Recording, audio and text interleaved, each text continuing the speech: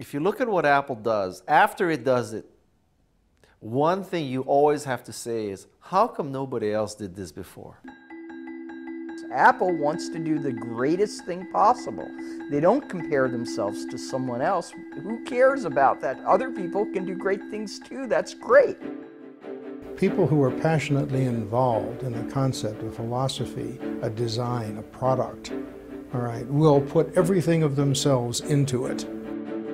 The people on the outside think that it's like this wonderful world of Oz or Disney going on, and all of us are just all these brilliant, amazing, happy people, and like it's not. It's like a sausage factory, man. You really don't want to know how this stuff happens.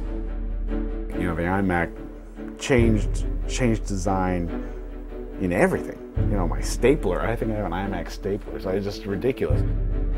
I think the Apple community has stayed remarkably consistent.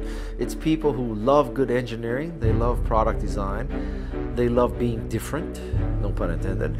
There's definitely a fanatical sort of zealotry of Mac people, you know. It's not a religion, it's a computer. It's not ever been a money issue on collecting or disposing of the apples. Probably a sickness that I have.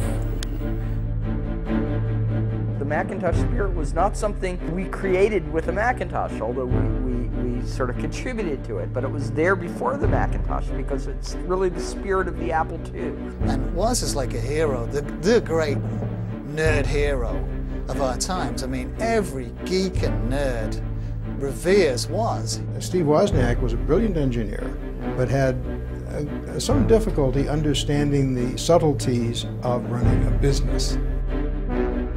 Apple is Steve Jobs, for sure. I mean, he is the one who defines the company. He founded it, but I mean, look at its recent history. He has his personality stamped all over it. It's a piece of himself. He and Apple, they're intertwined. I used to say about Steve that he was the best person possible to work for and also the worst. You know, if you look at Steve and Woz, what they did is they created Apple I, which changed the world. Apple II changed the world. Macintosh changed the world. iPod changed the world. And maybe this phone will change the world. So, you know, that's 5 things. You can't call that luck.